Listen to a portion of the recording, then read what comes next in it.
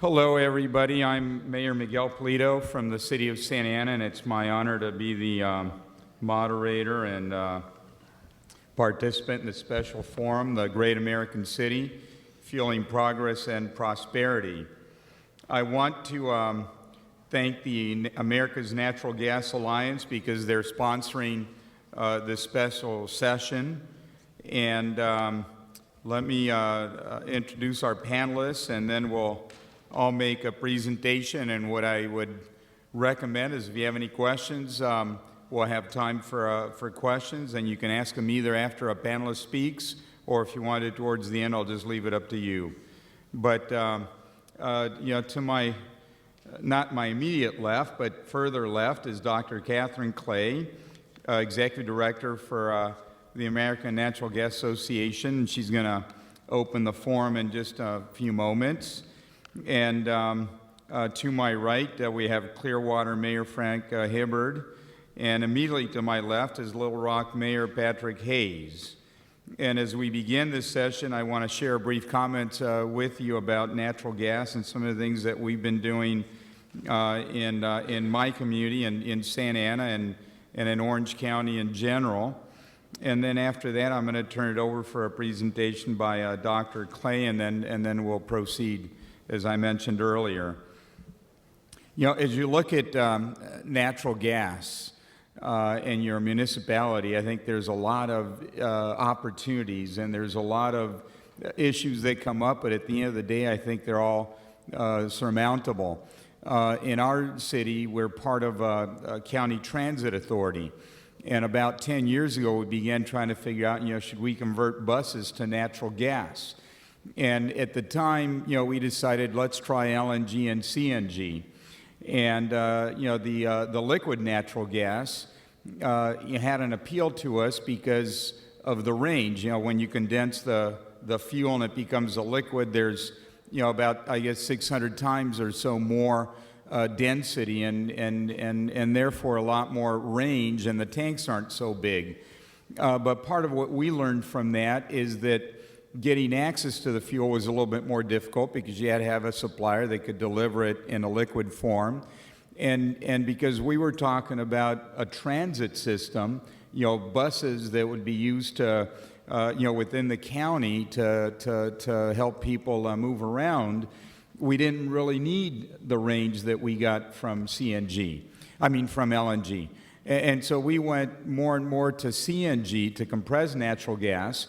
The range was lower. We got about 200 miles or so, but that was plenty for the routes that we were running. So even though initially we began with a lot of LNGs and some CNGs, today we're almost at 100%, and it's 100% of 727 buses that we have, so it's a lot of buses. Now, I'll tell you, in the early days, it was very difficult because folks were saying, well, what happens if they break down? And you're talking about moving people. You can't be, playing around with a new technology. But really, CNG is not that new of a technology. My dad tells me stories of how when he was a kid, they already had, CNG applications. And they even used to have cars that, would have a switch, and you could go from gasoline to natural gas. Now we still have that, but, the systems have become a little bit more complicated, but we've got computers and better controls and ways of controlling that and doing very well with it. But, part of what we have learned is that there's more and more acceptance of natural gas. And something we're trying to do is we're trying to encourage cities when we do a fueling station, we try to have, whenever possible, in most cases we succeed, access to the public. So we've got these fueling stations, and the public are able to drive in there. They swipe a credit card. There are fast fill stations. It takes you almost about the same time it takes you to fill up with gasoline, so it's not like you're sitting there a long time. And we've done things like that have made a big difference. At the airport, for example, Santa Ana Airport, you may know it as John Wayne. We encouraged a 5% increased consideration to any applicant that was vying for the contract for the taxi fleets. And what we learned was that all of a sudden every applicant that was applying to get that contract had a natural gas option. So now as you fly into Orange County and into Santa Ana and you pick up a cab, every single cab is running on natural gas. And what we've also done is we've encouraged other cities to have, natural gas fill stations, and that way you get away from this range anxiety. I mean, I was driving a natural gas car a few years ago, and when you start running out of fuel, you start getting, very interested as to where the next fuel station is. Well, now we have about 14 of them in Orange County, and as long as you're within the area, it's not bad. In LA, there's more and more popping up. San Diego, not as many yet, but all these are issues that that we're able to address, and it makes a big difference. And now we have companies like Tritium and Clean Energy and different companies that pretty much specialize in setting up really tanks and compressors and the dispensary, so that because in essence that's what a station is. We have gas virtually everywhere, and it's worked well. But back to the buses for a moment, one thing we did have to do, if you're going to take your whole fleet and run on natural gas, you have to have enough capacity to be able to fill them all up at night. And so we converted 3 of our bus bases and installed some equipment, large compressors, had to make gas lines a little bigger, and also that we could fill them all up. But we've also had some very positive things happen. One of them, of course, is our emissions are way down. And this was a battle because in Southern California, we've had a lot of smog in the past. So much smog that when I was a kid, we had no play days. We had days we had to stay in school, but when it was recess, you had to put your head down. And they'd encourage you not to breathe very much because the air was so bad. No, they said, don't run around, just put your head down and settle down. It's tough for people in elementary school to do that, but I know one day there was a storm that came through town. All of a sudden you could see the Santa Ana mountains, and a little girl said, she'd moved in there that summer. She hadn't seen the mountains in about 5 months. She said, look, who put those mountains there? And so, all these things are good. We get off of foreign oil. We have a different source of fuel, and I think it's part of the future. So they gave me about 10 minutes, and I think I've taken about that much time. What we're going to try to do is, we'll go through the presentations, and then please, we don't want this to be a monologue. We want it to be a dialogue, and we want the ability to be engaged with you and the options that natural gas can bring us. So at this time, let me turn to the introduction of Dr. Catherine Clay. She, as I said, is the Executive Director of the American Natural Gas Association. She was Vice President of Research and Technology Policy for the Collaboration of Automotive Manufacturers. She's also served as a member of professional staff of the Senate Energy and Natural Resources Committee, a very, very important committee, I may add. She worked to develop the Energy Independence Security Act of 2007 and also the Energy Policy Act of 2005. She was also centrally involved in the development and passage of legislation, American Competes Act of 2007, to promote federal investment in science and development of innovative technologies. Please join me in welcoming Dr. Clay. Welcome, Dr. Clay. Great, thank you. So thank you very much. It's a real pleasure to be here addressing this distinguished audience, and I am pleased to be able to share with you a little bit about the new role that I'm playing. I joined this organization about 2 months ago, and I play a particular role in it that we're very excited about. The America's Natural Gas Alliance and the American Gas Association, representing the producers and the distributors, so the complete value chain of people that bring natural gas from the wellhead to your homes and eventually to the dispenser pumps that will fuel natural gas vehicles, are represented together in this collaborative effort. So my charge is to work with these 2 associations and to coordinate and align our efforts together as a united industry to work to promote natural gas in all sectors of transportation. We talk a lot about national goals, but this particular kind of challenge comes about building infrastructure.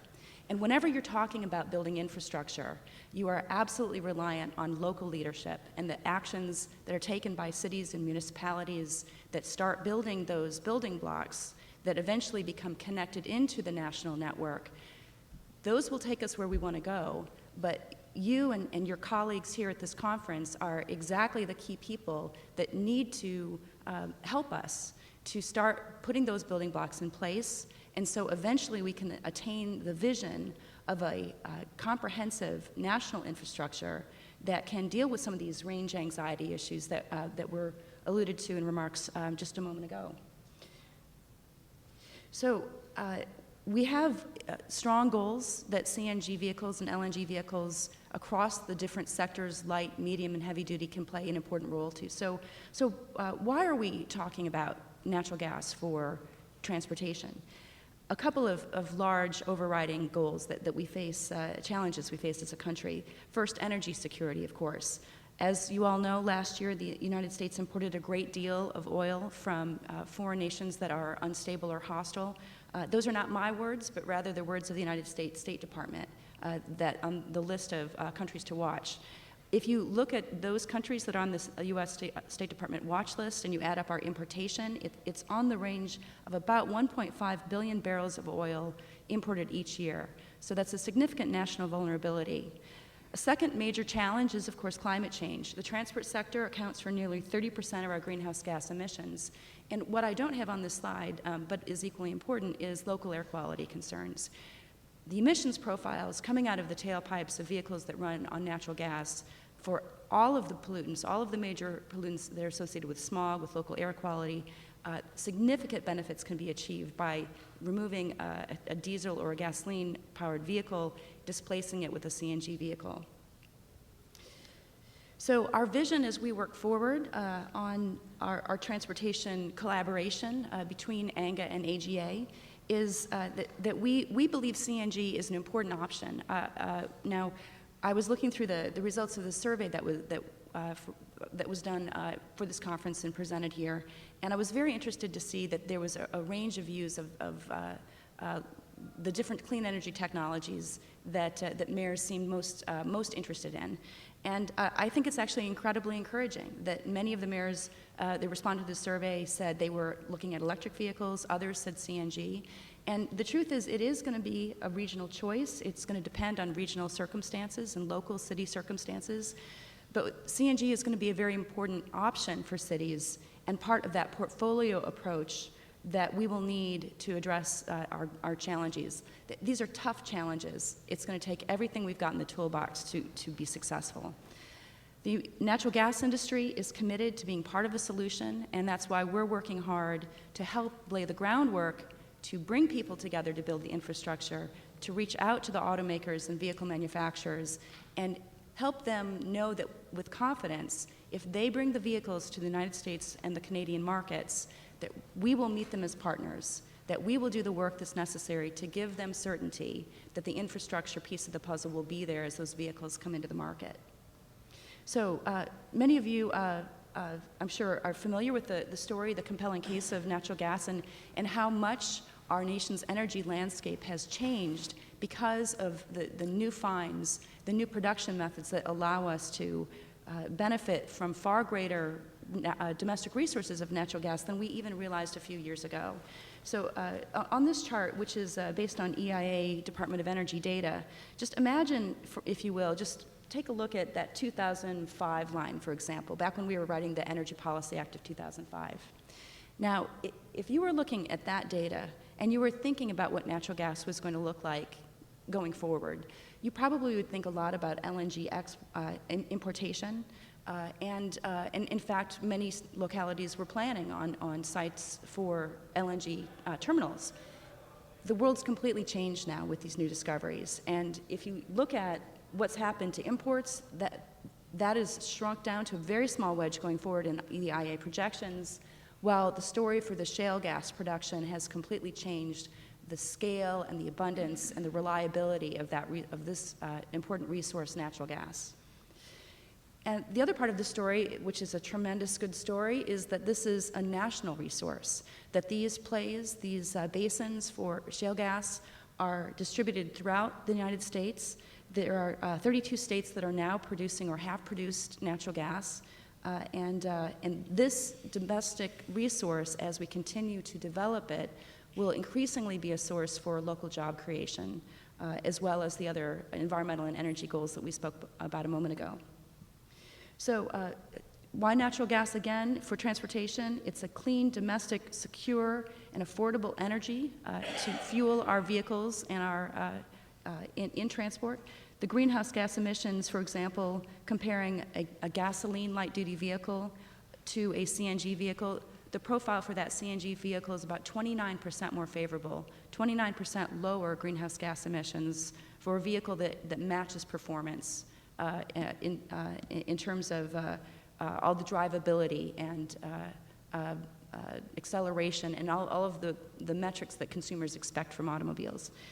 Domestic gas production also, it is such a reliable domestic resource that we get fully 89% of our natural gas consumed in the United States today from domestic sources, an additional percentage from Canada, making it well over 90%, over 95% in fact, from North American resources. And also, what's a very new development in the last few years is that natural gas prices have decoupled from petroleum. Now, that means if many fleet managers from cities and from companies that experimented with natural gas vehicles in their fleets in the 80s and 90s, they found that they made those investments, and then subsequently there was extreme volatility in the natural gas market. Those past experiences are not relevant to the future that we see coming, that we see laying before us today, because of that strong growth in the wedge for natural gas, shale gas, and what that means for domestic supply. That means prices will become much more stable. We won't have to think about that kind of volatility when fleet managers are trying to balance risk and think about whether they make this transition, whether they can count on that transition being a good economic bet for them going forward. So who we are, just a little bit more about our collaboration. We are over 50 participating distributors and producers of natural gas, working to build the infrastructure to support natural gas vehicles nationwide and representing the full natural gas value chain from production to delivery. Our work together is focused on several different main objectives. The first is, and I think the most interesting and relevant for this group, is to build regional corridors for liquefied natural gas, or LNG, and compressed natural gas, CNG, because we have to start locally. We've got to start with the decision to build that station on the local corner, but we have to also then start building out and thinking strategically between the fleet owners within our cities and the potential investors in the fuel stations. The folks at the Clean Cities program at the Department of Energy are a tremendous resource for this.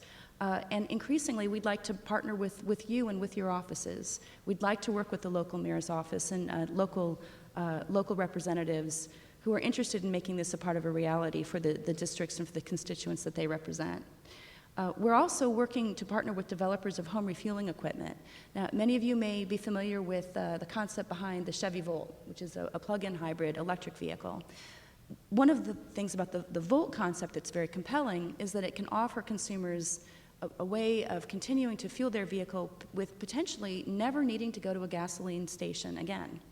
If they have driving patterns that are 40 miles per day or less, they will be able to recharge that vehicle at home. And for many people, that's a very compelling story.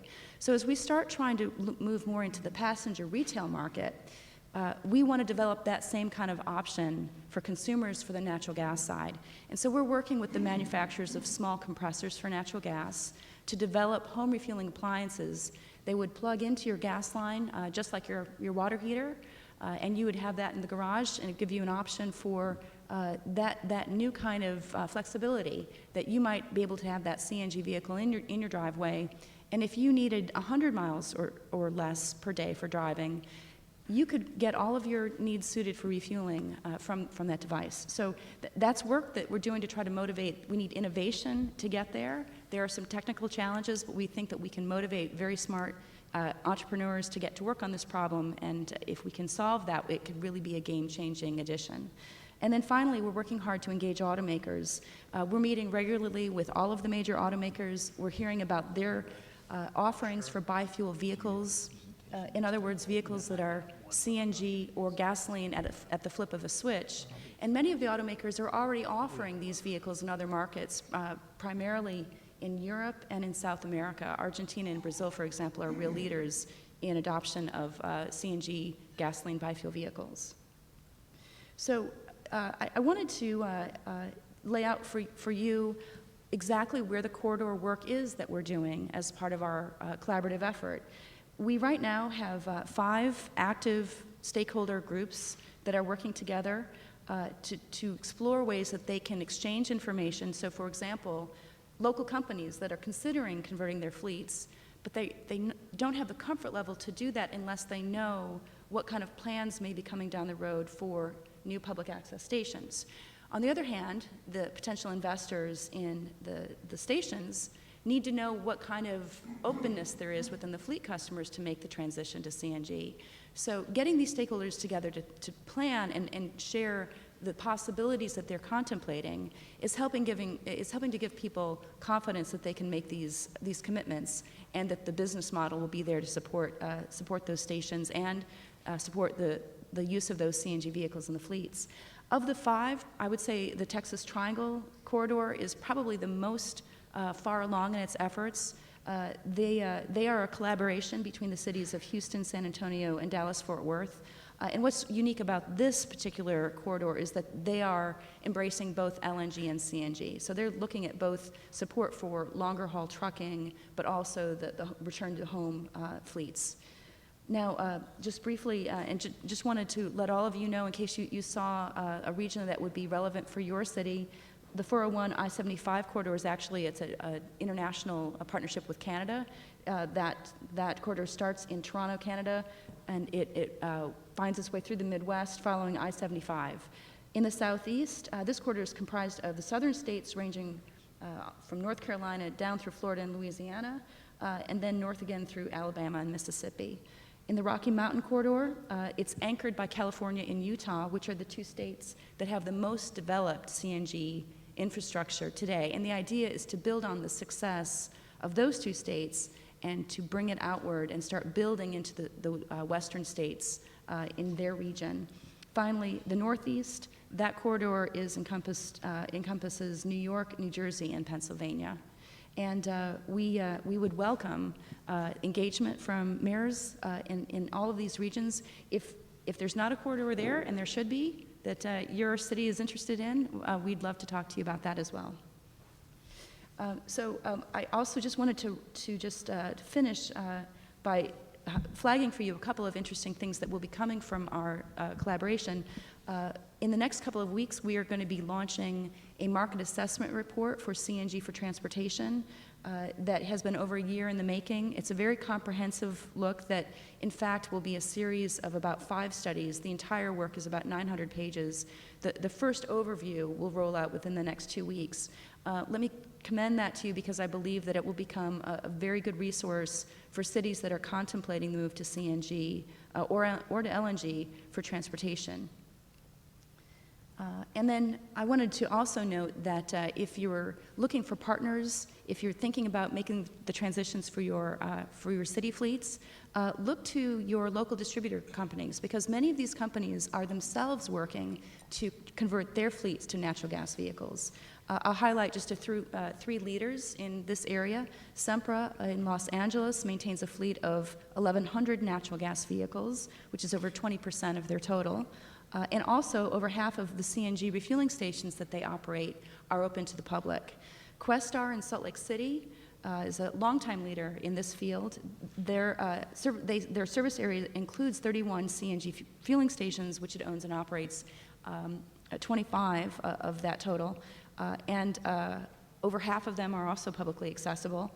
And Questar operates a fleet of 450 natural gas vehicles. Atlanta's AGL is currently filing for a very exciting new move to try to look at the possibility of rate-basing investments in infrastructure for refueling stations.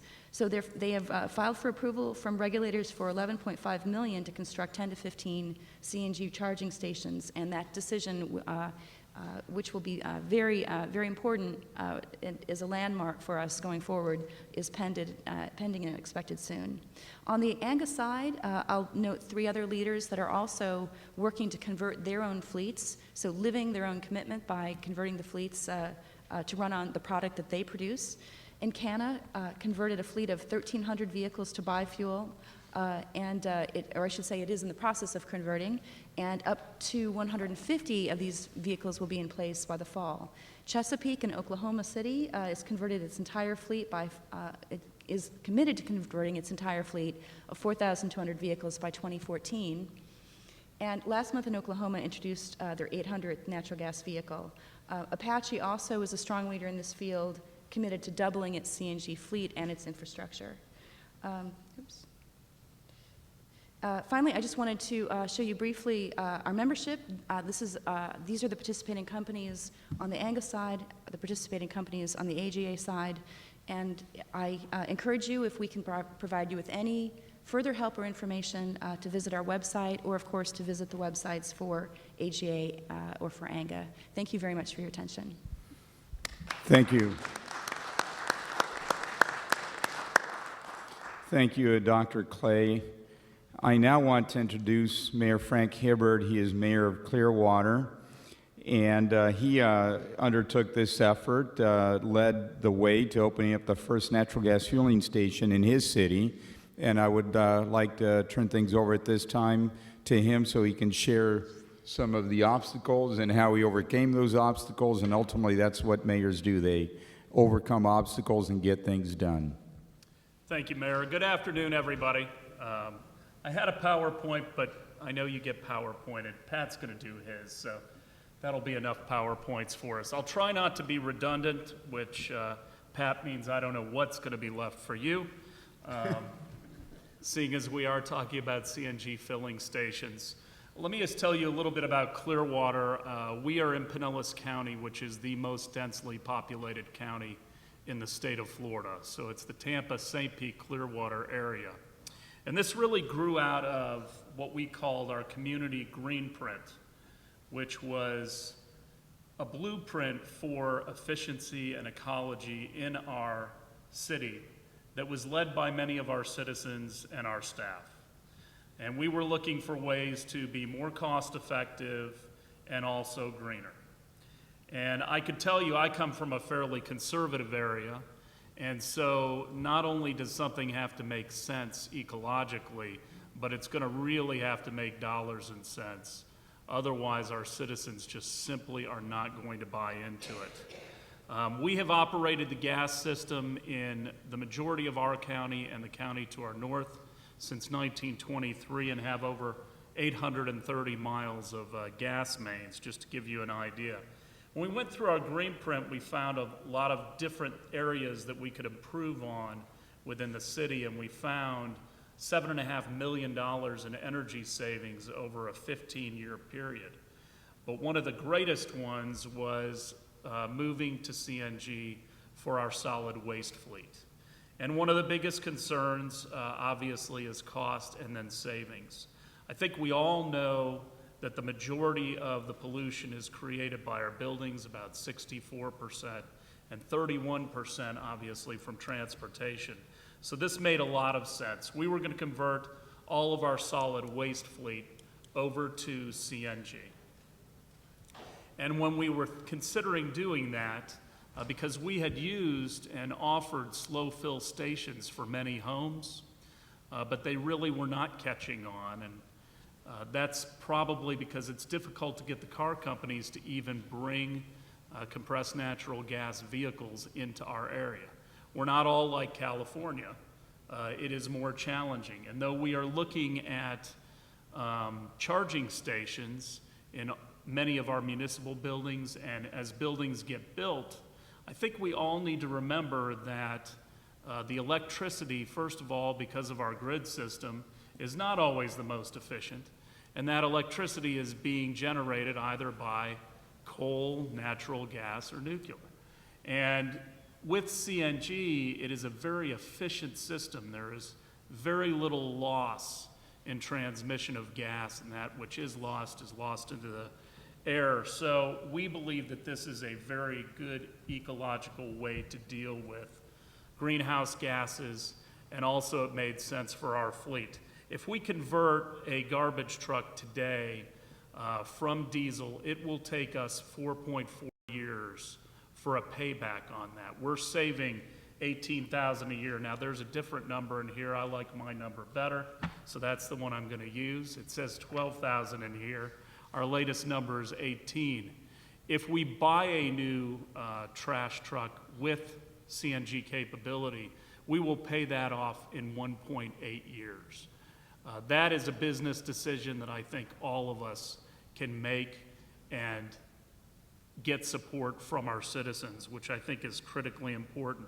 Just to put it in another context, that means we're paying $1.97 in equivalent gas cost for diesel and $1.63 today for gasoline. That makes sense to your citizens. I think one of the things that we all understand, and this is really a chicken and the egg issue, we want the car companies to bring natural gas vehicles here, but we don't have filling stations. This is an area where the city has been able to invest in infrastructure and get the first pickle out of the jar. I think we all know how hard that is. And as soon as we start to get those vehicles, then in the area, we hope that other municipalities will follow suit, that fleets will start to utilize this filling station. We took public lands, we put it in the geographic center of our city, and so all of our citizens will have access to this station 24/7, 365. And we believe that a network from this will start to form. I think the in-house stations are great, but they are relatively expensive at about $1,800 a unit. Some people were concerned about safety issues, which we know don't exist, but perception oftentimes is reality, that you have to overcome that. And so we are beginning to really build that network. We were fortunate enough to get a grant for $450,000. The entire station will be $1.9 million. So the city has made a substantial investment, but I think it is going to pay tremendous dividends over time. And I would just encourage all of you, as mayors, you all know that occasionally you have to make bold steps that aren't fully understood. You only get a few precious moments to explain to your citizens why you are going down a specific path. They don't want to get into too many details often, but I think this is a step that most of us should be taking so that we can move, first of all, to greater efficiency, but also to more energy independence. So I appreciate all of you being here today, and go get them, build those CNG stations.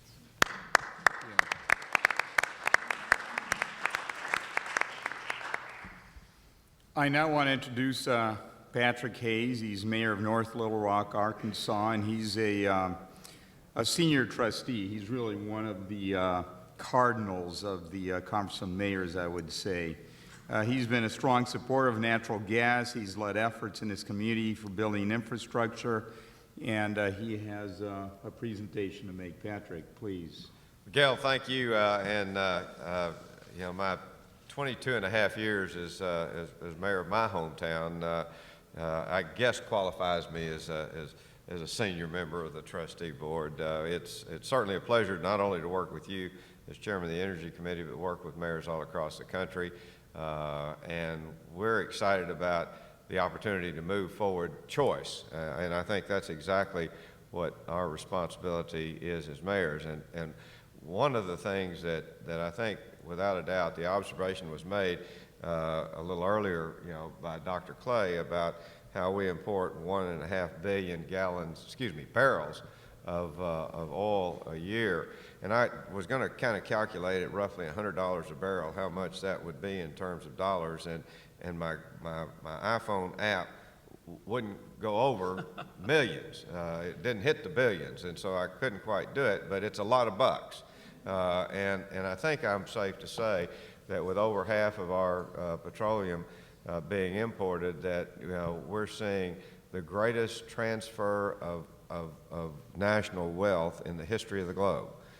And that does not bode well for the future of this country. I sit around and think, in terms of what's the biggest defense system that this country has.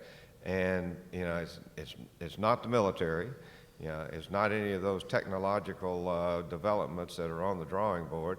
It's one simple word. It's the economy of the United States. It's the biggest defense weapon that we have, and it's under attack. In many instances, it's under attack, because of our addiction to foreign oil. If I could sing, I would get up and I would not only wave my little flag, my American flag, but I would sing "God Bless America."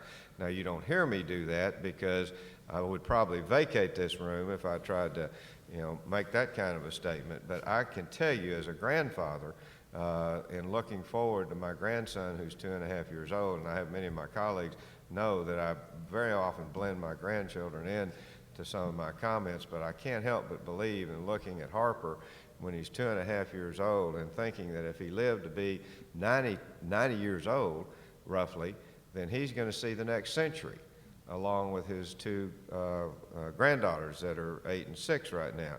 And so the future of this country has become personal with me. It's personal in the face of those three grandchildren, and recognizing that we have challenges that are ahead of us, and those challenges indeed reflect that first slide of mine, that we're a part of a much broader conflict, if you want to phrase it that way. Conflict in the sense of, we're not a community.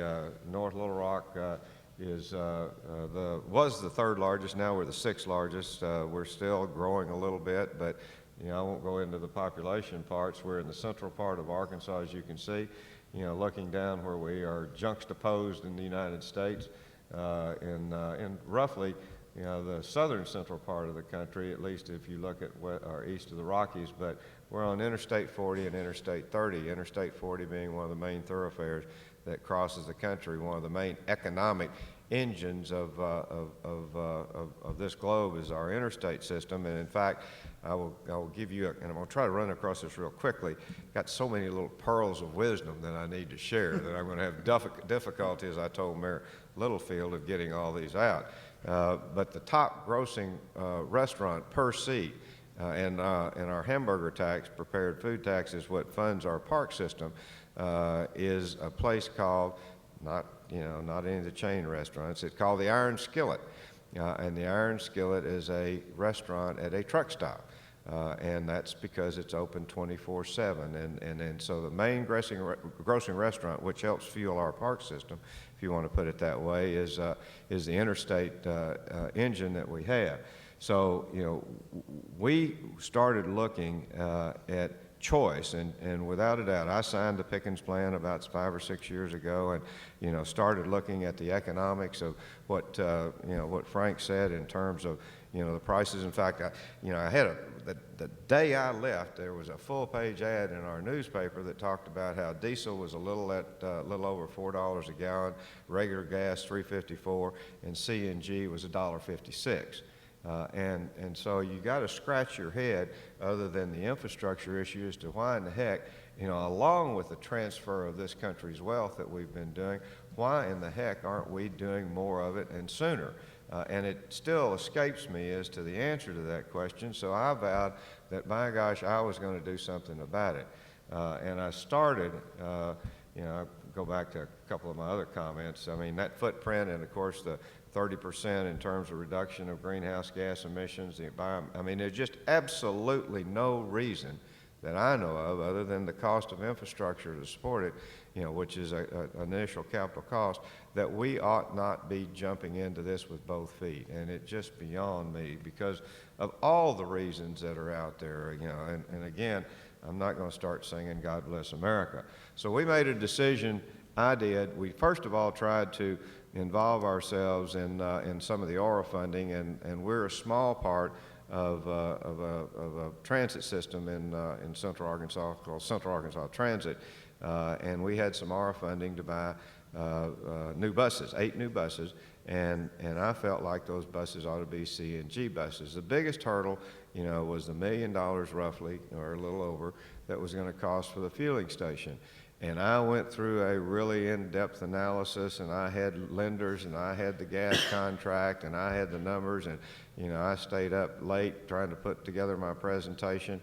And again, we were a minor part of the board, and I went down there and I got 3 votes out of about 10, you know, because at the same day, you know, timing sometimes is everything. The same day they voted not to move forward with the CNG bus purchase was the same day that gas contract they voted on dropped $1 a gallon.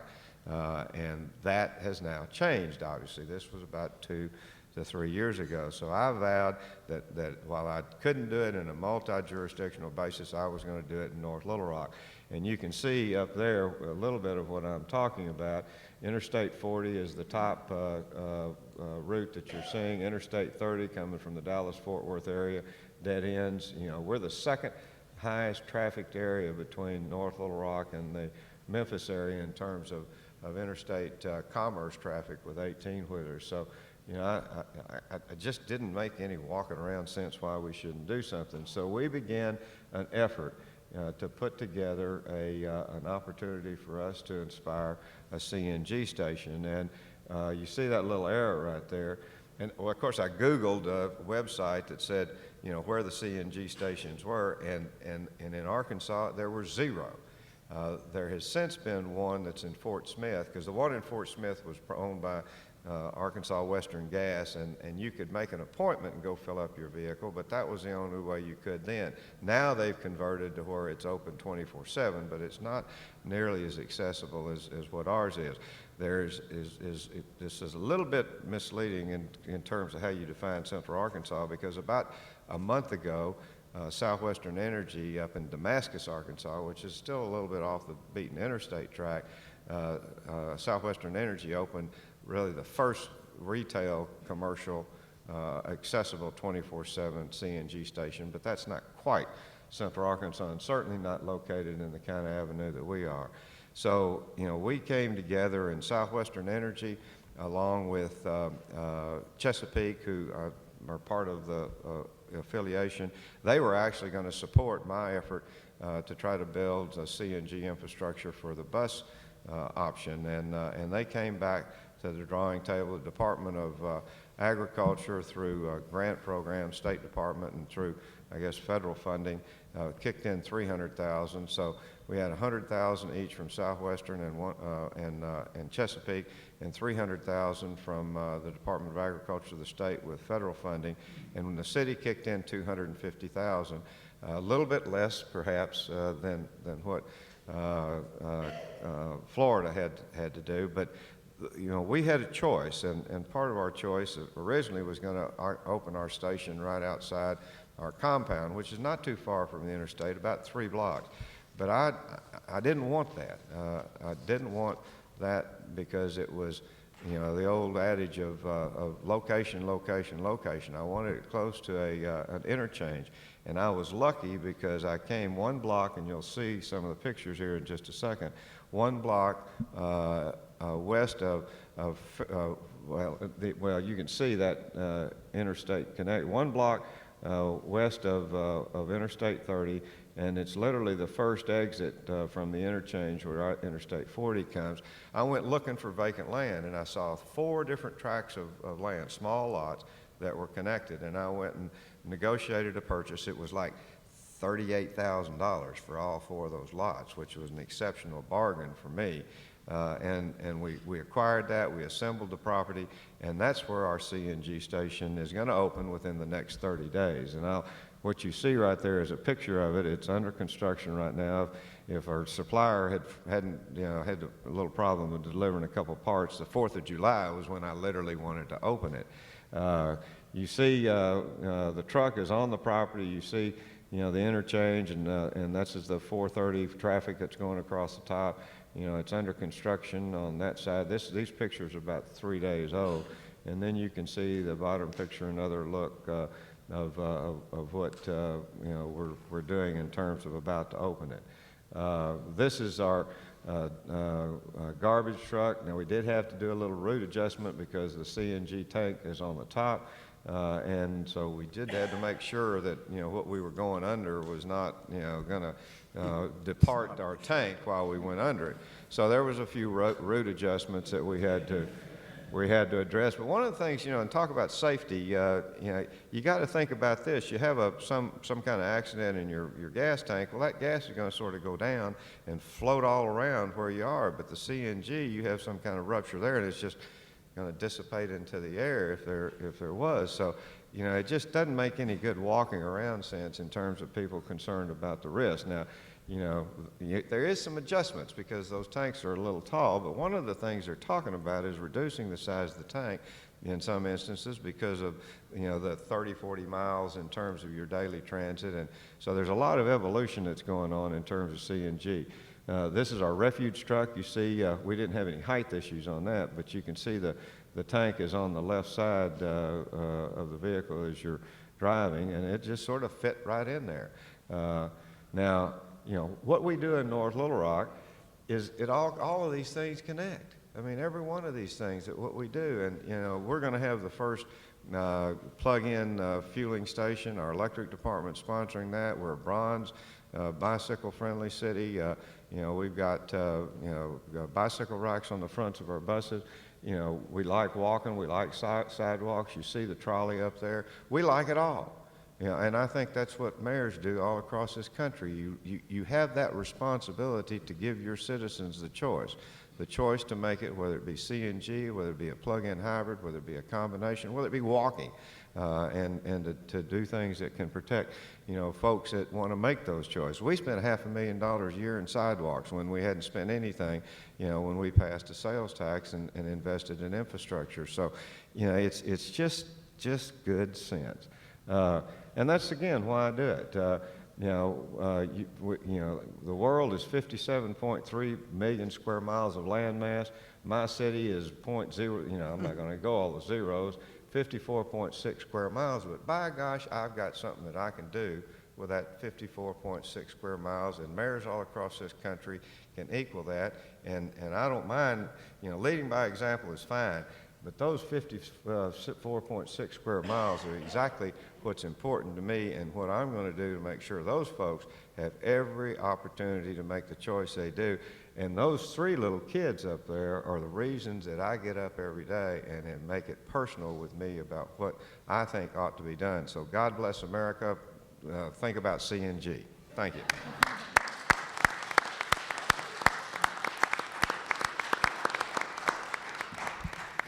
Thank you, Patrick. I just want to mention two quick things and then ask Doug Palmer to ask a question now that he got up, because he came here early. I just want to know. You got to come up to the mic, Patrick. You got to ask a question.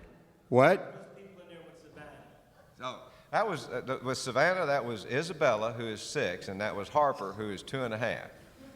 Thank you. Now, I've got some pictures now, Doug, if you want to look at some others. Now, you've got a few too, and we've shared them in the past. This was riveting, but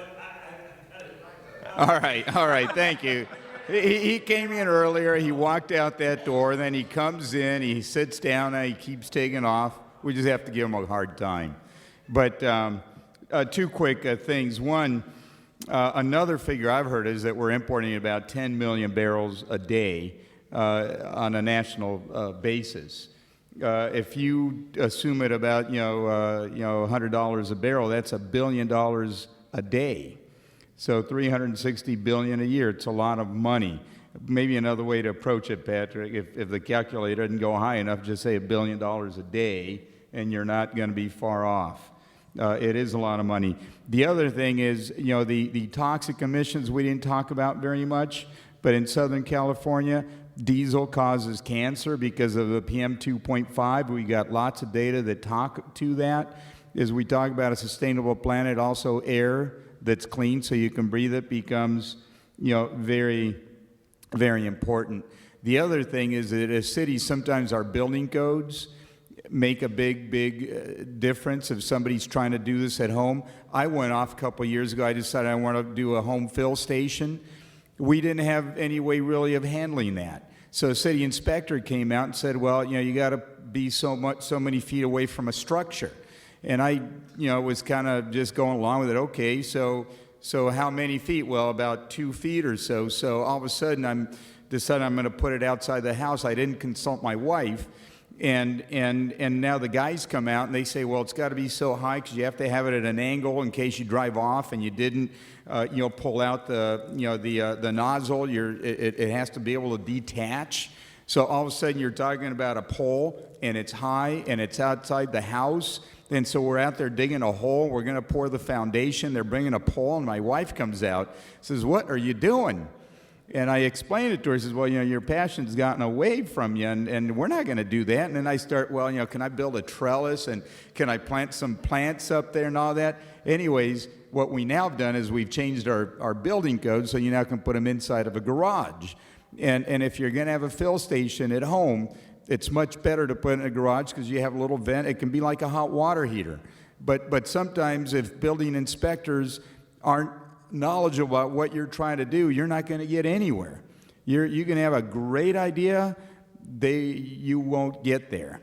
And so that's just a personal story of something I went through, and it was a good learning lesson.